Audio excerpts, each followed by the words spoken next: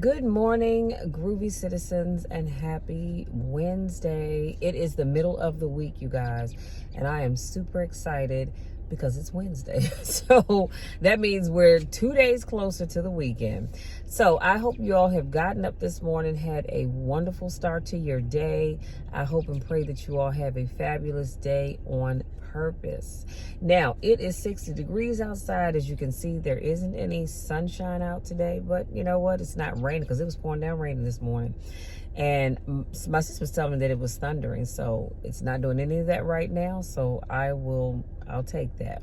Now, let's jump into today's topic. But before I do that, because today's topic is a very serious topic, one that hits home personally for me, but it's a very serious topic. But before I jump into that, I just want to say I am actually on my way to get some milk, because it's nothing worse than having cereal but no milk. Well, I guess you could have milk and no cereal, but in any event, I have a whole new box of cereal and no milk to use it with. Now, I do have almond milk, but I don't know about you guys. I don't like almond milk and soy milk in my cereal. I do like them, especially for making smoothies, but I don't like them in my cereal because it changes the flavor of the cereal. And I know that sounds weird, but that's just me.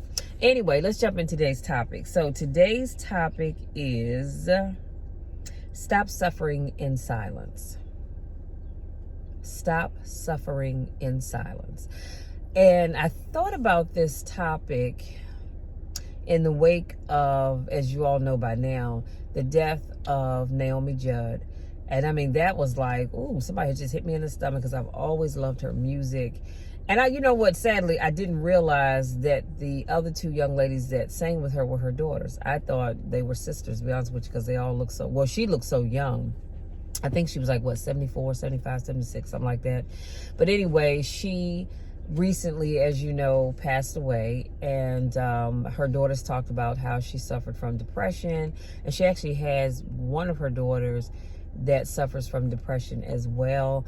And I just thought, you know what, I need to talk about this, just because there are so many people that suffer in silence, because there's this stigma, and I love the air quote, so that surrounds depression. And people don't like to admit it, because they don't want to admit that they're not whole and that something may be wrong with them. So, according to the NIH, here are some signs of risk factors for becoming depressed. And the first one is personal or family history of depression. If you know that you have a history in your family of depression, you might want to really think about going to see a doctor, to talk to someone about that. Major life changes, trauma or stress, certain physical illnesses, and medication. All types of depression can be treated, even, y'all, listen, even the most severe cases of major depression. The key is to get treatment as early as possible. So the sooner you acknowledge it, the sooner you can get treatment for it to get on top of it. And please don't let it go untreated. So here's some signs that someone is suffering in silence. So number one, withdrawal from activities, work, or school. If you know someone who's always been an outgoing person and just have loved to do things, and all of a sudden now they're so withdrawn and they just kind of stay within themselves, that may be a sign. So you may want to have a conversation with that individual. Number two, lack of energy. Now, as I read that, I thought, a lot of things could cause lack of energy. Sometimes you're just out and out bored. I know for me, I take Vitron C. I've shared with y'all before that I take Vitron C, which is a vitamin C and iron pill in one. Now, I can, because I do take iron. I found out 30 some years ago that I had an iron deficiency, and that was making me just sleep a lot, and I did not have a whole lot of energy really to do too much of anything other than the things that I absolutely had to do. And so I had a prescription, because back at that time you had to have a prescription, I don't know about now, for my iron. The problem is that when you take straight iron, honey, let me tell you something, it stops your tail all the way up. And that is not a good feeling. And so I just stopped taking it because I was tired of being constipated. And especially when you've always been regular. TMI, no, but I had to paint the picture for you. So someone told me about a nutritionist I went to see that had nothing to do with that. And she said, I noticed you sleep a lot because you had to keep a list, track your eating habits for a whole week. And she said, I noticed you do a lot of sleeping. Do you do that often? And I said, yeah. And she said, by any chance, are you anemic? I said, yeah. I said, how'd you know that? She said, I kind of thought so. And so she asked me if I was taking iron. I told her the story of why. And she told me to take Vitron C. And y'all have been taking it ever since. So if you need a good iron pill, I would suggest that you take Vitron C. You can get it right over the counter. Number 4, trouble sleeping. 80% of adults experience this. So if you have someone that's always talking about they have a hard time sleeping, that could be a factor. Number 5, substance abuse. Abuses drugs and or alcohol on a regular basis. Definitely keep an eye out for that. Number 6, may have a need to stay busy all the time. And this is done to cover up their emotions. See, if you stay busy, then your mind doesn't have time to think about being depressed. And so here's some reasons why people choose to suffer in silence. Now, this is interesting. Number 1, the concern that they would be put on antidepressants. I get it. Nobody just likes taking medication. I don't. I've never been one to have to take medication. But now that I found out that I've had seizures, I do take medication. Once in the morning, which I just took before I started this video, and I take one before I go to bed. Number 2, some people are worried about what other people will think. And y'all know I keep telling you, stop worrying about what other people think. What other people think about you is none of your business. It's none of your business. You can't do anything about it. You can't change it. So let people think what they want to think. That's their problem, not yours. Number 3, demographic characteristics, such as females or males. And a lot of times males don't like to acknowledge that they are depressed or dealing with anything really. They have a real hard time. Hispanics, low socioeconomic statuses, and the list can go on and on and on. I'll be honest and say this. There was a time when Black African Americans would not acknowledge things like that. Case in point, we have people that have suffered in silence like Donny Hathaway. Number 4, depression is stigmatized and should be controlled by the individual, i.e., you don't go to the doctor for that. You just fix it yourself. Number 5, some don't know how to start the conversation about it. And some people really don't know how to start talking about it. So I made a list of some famous people who have suffered from depression.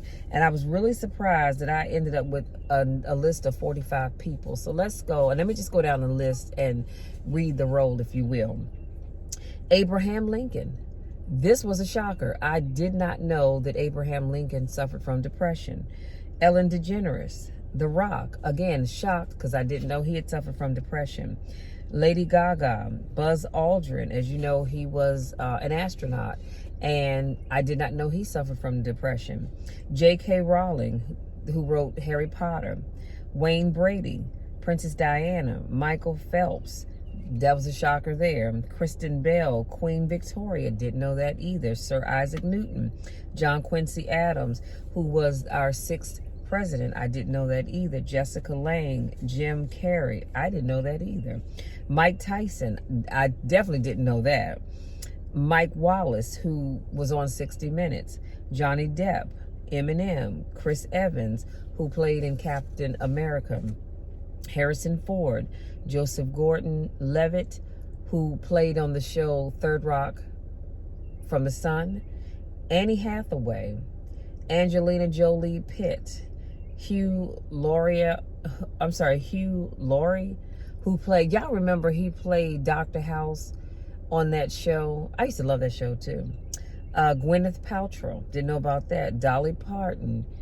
Hey, I told you I have great neighbors. Dolly Parton. Matthew Perry, who was on the show Friends. Brooke Shields. Britney Spears. Channing Tatum. I'm sorry, I said that all backed up. Channing Tatum. Kerry Washington. Didn't know about that either. Owen Wilson. Reese Witherspoon. Catherine Zeta-Jones. Bruce Springsteen. Didn't know about that. Kirsten Dunst. Ashley Judd.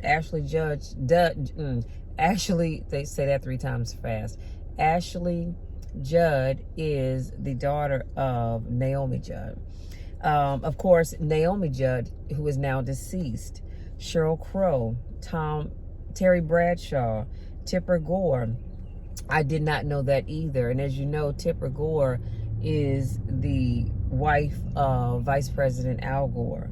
Wayne Brady, didn't know that. Robin Williams, of course, you know he's deceased. And last but not least, I have on my list Donny Hathaway, and who is now deceased. As a matter of fact, he died at the age of 33. And he was a great singer. And y'all, I'm trying to have a whole playlist with his music in it, because he was just a phenomenal singer. Yet he suffered from depression and schizophrenia. He was born in 1949 in Chicago, Illinois, and he died in 1979. So that is those are the notes I have, and I'll be sure to list those names in the description box. So you guys, I said all of that to say this: I don't want you suffering in silence. And in the very beginning, I told you all that this topic is very real and close to home for me. And if you're new to watching my videos, then you probably didn't hear the story that I shared a few years ago, where I found out that I had suffered a seizure. And the first time that it happened, well, I had a big one at church. Come on, somebody. But that was the right place to be, so that the saints of the Lord could pray for me. But even then, I didn't know what it was. But I had had a seizure prior to that, like the September. So that would have been September of 2019. And I was driving. Me, my mom, my sister, we were on our way to Michael's, and we were laughing and talking. And all of a sudden, I just felt like, I don't know, I felt like I was having an out-of-body experience. Like, you know, I could see my sister's mouth moving, but I couldn't hear words she was saying. And I was trying to tell her that, but obviously she didn't hear me because nothing was coming out of my mouth. And there was a black pickup truck in front of me, and for whatever reason, I accelerated and bam, ran right into the back of the pickup truck. Now, I'm gonna tell you how God is so good. Nobody in our car was hurt. The man and his son, they were not hurt. And the car that I was driving was actually a rental car, because my car was in the shop. I think it was a recall or something that they were working on at Oarsman. So I was driving a rental. Now, unfortunately, the rental was totaled, but I said, Lord, I'm just so thankful that it was not my truck that I was driving. So see how he works those things out. So of course, I went on over to the Bowie Medical Center. Everything was fine. They didn't know what was wrong, and I felt much better then. So that was that. And then, so like I said, that was September of 2019. Fast forward to February of 2020, I was in church. And, you know, the praise team was singing, and all of a sudden I had that same feeling again. And next thing I know, I woke up in the back of an ambulance. Had no idea how I got there. And that's when I found out that I had been suffering from seizures. And so after that, for about a year, maybe a year and a half, you know, every now and then I could just be sitting down doing nothing, and this little voice would just come in my mind and say, Michelle, you know what? You could have killed your mom and your sister in that accident. You should feel bad for yourself. And I mean to tell y'all, it was hard. And I was hoping that I could say this without crying, but it was really hard. And I felt like I was suffering, and I just couldn't tell anybody. I didn't want anybody to know, because people have always seen me as a strong person. And here it is, I couldn't keep it together. So when I would go to my room, I would just fall apart. I would sit in my car sometimes and just fall apart, because I didn't have to worry about anybody seeing me. And there was a time that I actually thought about just taking my own life. That little voice said, yeah, you should do it. You know, you almost killed your mom and your sister, so you should just take your life. Maybe you don't deserve to be here, but I'm going to tell you something. Prayer is something else. Don't give up on yourself. Don't suffer in silence, and pray. You all have got to pray, but most importantly, you've got to talk to somebody and tell them how you feel. Y'all, that's it. That's all I have. That's all I have. I'm so sorry. I'm so sorry. I always keep it together, but that one just really hits home for me. So again, y'all, don't suffer in silence. pray about it, and then talk to somebody. If you're new to watching my videos, I want to say welcome. So glad to have you here. If this is not your first rodeo, welcome back. I love each and every one of you, and I don't want anybody suffering in silence. So if you don't have anybody that you can talk to, always know that you can talk to me. I love each and every one of you. I want you to succeed, and I will make time for you. I promise you that. Just reach out to me. Talk to somebody. Until Friday's car conversation, take care.